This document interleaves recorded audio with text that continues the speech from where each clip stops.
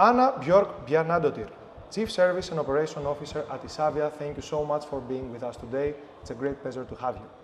Thank you very much for inviting me. Let's get started.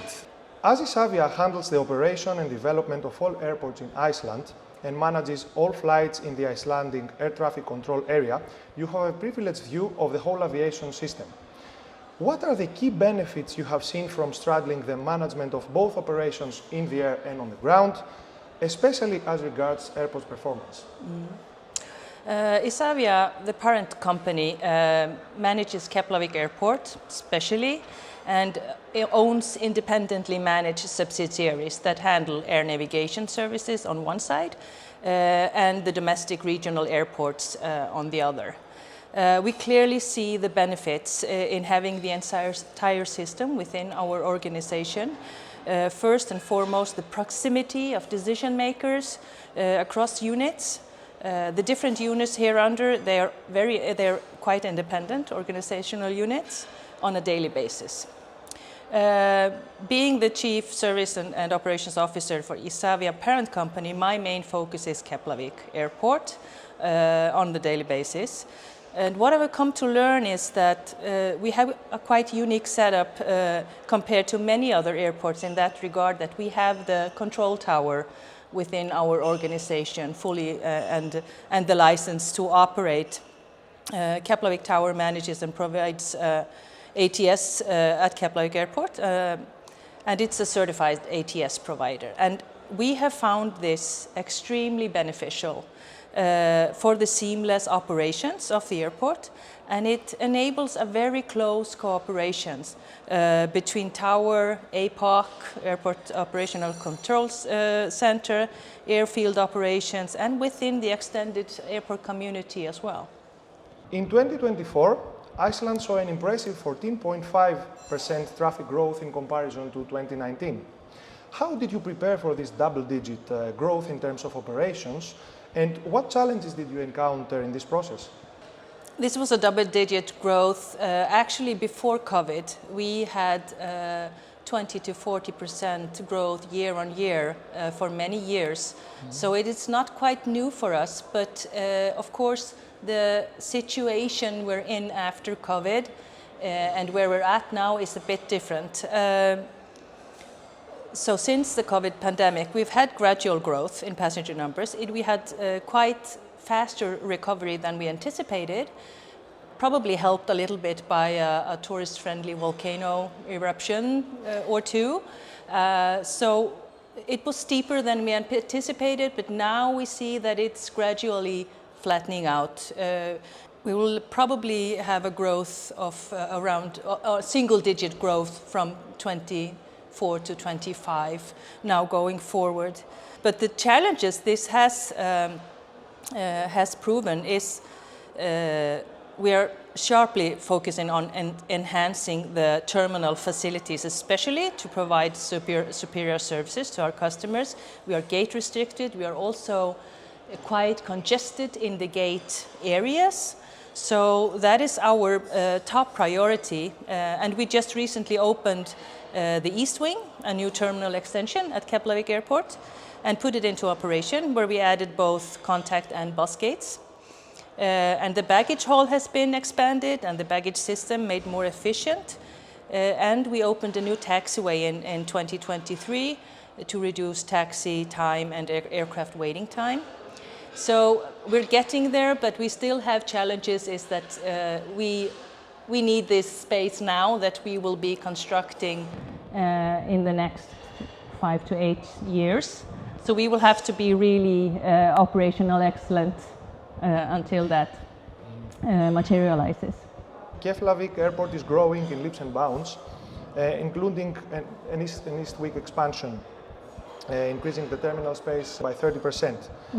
Your ambition is to create a quality hub for both international visitors and Icelandic residents.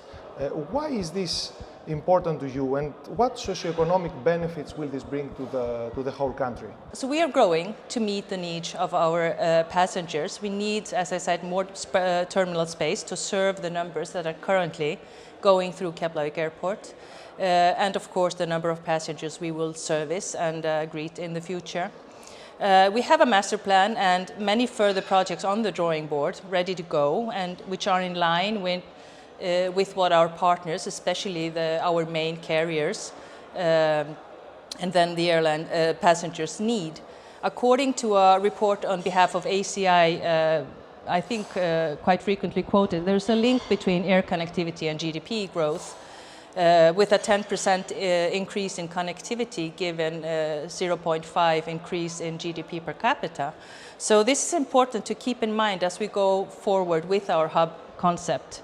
Each new connection opens up new markets for travelers, fresh goods exports, and an exchange of culture and studies. And when we look at in Keflavik Airport, 95% of all people entering the country come through Keflavik Airport. So we are really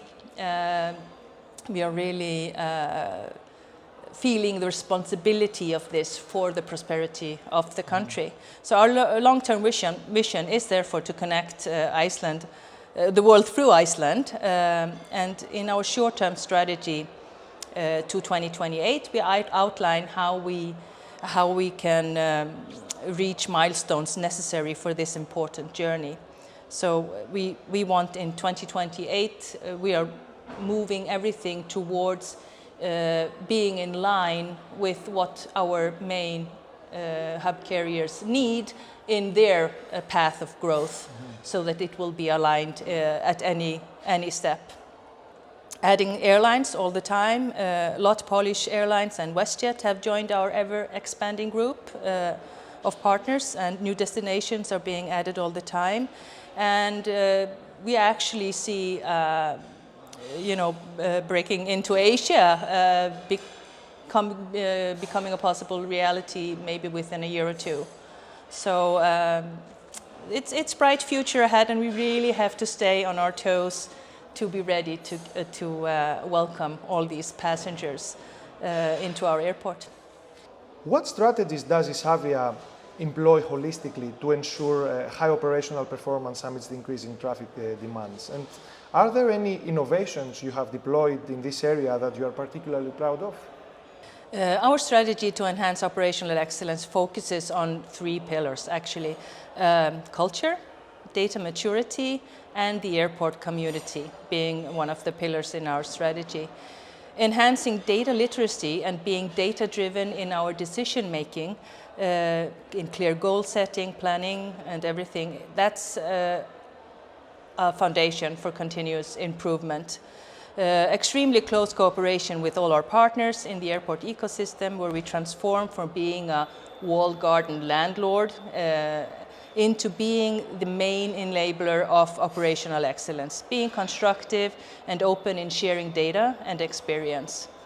And the essential foundation for all this is then a profound cultural transformation journey we've been on as an organization for almost 4 years now, where constructive behavior and attitude is core. And this might actually be the innovative approach that I am most proud of within our organization. Of course, we're always implementing new technology and we're finding new ways to do things. But if you don't have the collaborative, constructive culture, you might as well not, because you don't utilize it the right way. Isavia, we are only account for only maybe 13% of all the staff at the airport. So it's vital for us that we get everybody on board with the airport being operational excellent. And there the culture is the foundation. And the biggest recognition that we get about this journey of ours is that our partners at the airport, they come to us and they say, it's totally different to deal with you, to make business with you than 5 years ago.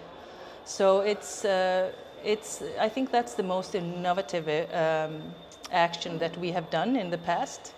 Then, of course, I mean, we have key elements of enabling this better operational performance projects.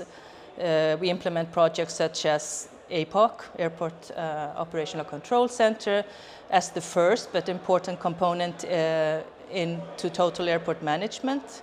Next in line would be a CDM system, but a well-functioning APOC and rapidly developing airport community collaboration has proved crucial, especially during repeated eruptions and of course COVID and ever more adverse weather situation over the past few years. We have also put significant effort into improving our data quality, data structure, data warehouse, and business intelligence capabilities overall. Yeah, we've been quite innovative in our approach to all this, I would say. And it seems there's a lot to be proud of, and congratulations for that. Thank you, thank you. Also, Isavia has a record of actively working with regional airports to encourage regional route development and increased international traffic. The Icelandic Route Development Fund, for instance, led to a large increase in traffic at Akureyri and Egilsstaðir. Can you tell us more about how you support your regional airports and why it is important to do so? We have 12 regional airports within our corporation, and it is vital for them, for us, that they thrive, and it's vital for the country. It is today and often has been more expensive to fly from Reykjavik to Akureyri than it has been to fly from Keflavik to London. So it's really important that we support each other there. And the increase in international flights to and from Akureyri Airport in the north of Iceland has actually been considerable in the past few years. We've opened a new terminal there and inaugurated a new apron this past December, just as we celebrated the airport's 70th anniversary.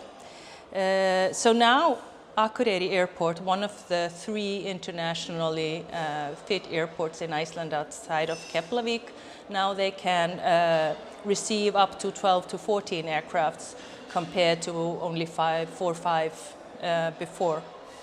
And then we have a new taxiway in the east at Egilsstaðir Airport is being designed as we speak, and that would further increase the potentials in that region of the country. Unlike Keflavik Airport, which is owned and operated totally by Isavia, the regional airports are financed directly by the state. And our subsidiary contracted to operate them based on a service agreement.